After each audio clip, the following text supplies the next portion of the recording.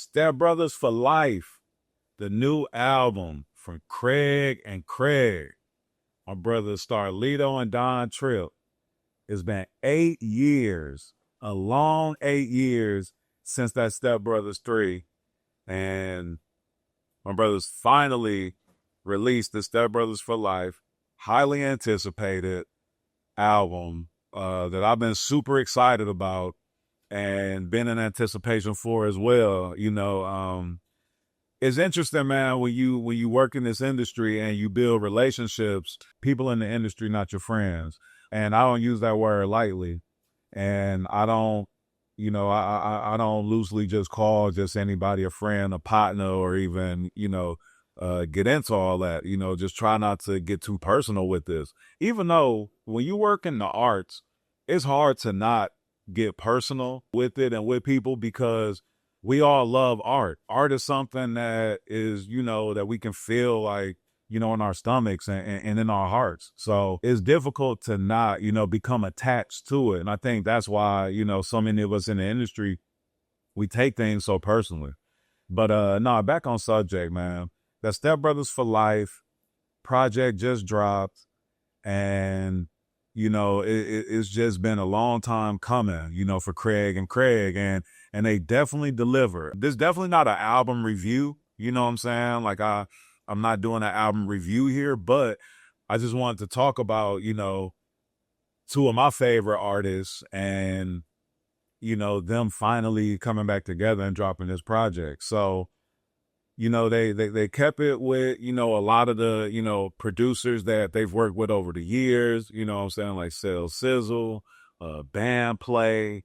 I know Sapphire, he produced a joint on the project, which was really dope. And it's funny because I was at the listening session for the project, and my cousin had pointed out to me that when he heard one of the beats, that it sounded familiar to an old beat that Starlito had rapped to, and then they broke it down in the documentary that Sapphire basically sample himself and remade a beat and put it on the project. So that was that was super dope. Just seeing us, him catching that, and me hearing it and being like, damn, okay, that do sound reminiscent, one of them old joints. But then actually hear them talk about how it came together on the documentary, that was super dope. But then in true Step Brothers fashion, they also, brought in a few new producers for the project, which I've always liked because I think like on a lot of the other projects, they've brought in other producers that you might not have expected, for them to work with or expect for them to even have a relationship with. Like I remember when Mike Will produced a song on the first Step Brothers project, but on this one, they got Drummer Boy, who produced the joint.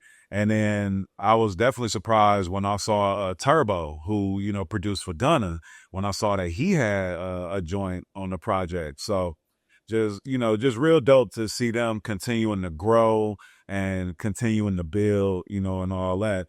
And then it's also dope, where they even adopted like some of the, I don't want to say the new style, but like, yeah, the new style and how songs are even made, like where most of their songs was like, 2 minutes long, 2.5 minutes long. You get a verse from Craig and a verse from Craig, you know what I'm saying? And they in and out, with it.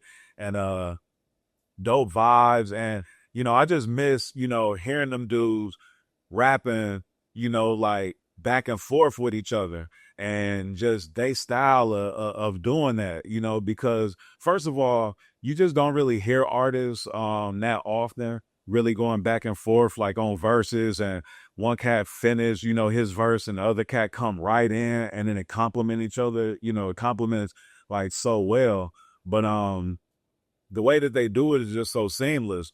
And all of the Step Brothers projects, they record those songs together. So even like on Starlito's projects where he's featuring Don Trip, or on Don Trip projects where he's featuring Lito, some of those songs may have been, just sent back and forth. And I mean, they still have that great chemistry and all that, but you could tell there's even a deeper chemistry on the Step Brothers projects where, like where that, they recorded all the songs together. They recorded the songs in Vegas, Atlanta, Memphis, a couple other cities. And so it's just dope, just hearing that connection and, them like really having that chemistry like that.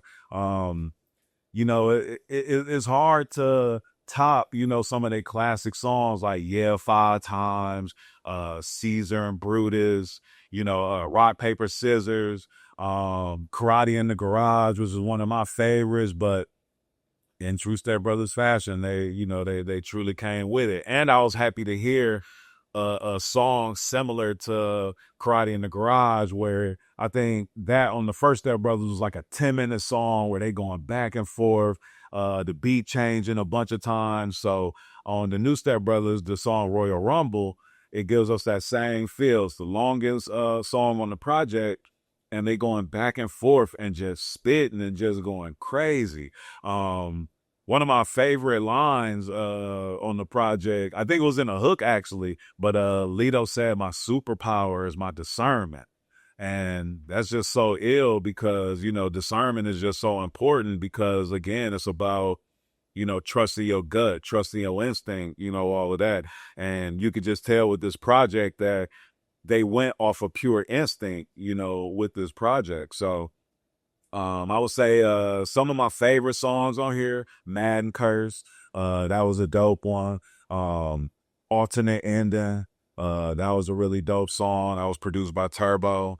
And like I said, Royal Rumble, where they were going back and forth. I mean, I like every song on the project. I can't front, like I've been bumping it for sure. But yeah, and then the documentary also helped to, just bring more light to, them producing this project. And, if you, if you wanted a cult following, people that love this project and that are really, really into both of these artists, then this is going to be, one of your, this is going to be a favorite, project for you. I feel like it's definitely going to be up there for album of the year in 2025. It's dope, man. And the fact that, both of these artists, like, they really move to the beat of their own drum, They don't make songs specifically to be singles. They not trying to have the music in the club or looking to, have a TikTok, song or trending song or something go viral or whatever. Like, they just making dope music, dope art. And, you got to respect the artistry and, what they doing. So Step Brothers for Life, available now. Make sure y'all go stream it. Craig and Craig, Randy Savage and the Ultimate Warrior. They back at it, doing it again. And for rap fans, y'all gonna love it. And it don't matter where you from. East Coast, West Coast, South, Midwest. You gonna love this project. It's a dope collection of music from the Step Brothers, and I'm happy that they finally gave us this project. And hopefully there is another Step Brothers project, and hopefully it don't take another 8 years. In the interview, Lito joked and said since it took 4 years between one of the Step Brothers albums, then it took 8 years for us to get this one. He was like, maybe the next one come in 16 years. Please don't make us wait 16 years for the next Step Brothers project, bro. For real, dog. Like, man, keep the music coming, man. Can't wait to see the visuals from the project, and just love for some good rap to be out here, and some dope projects to be out here. You know what I mean? So make sure y'all check out that Step Brothers for Life. Yes, sir. And that's real spit from your boy Spit.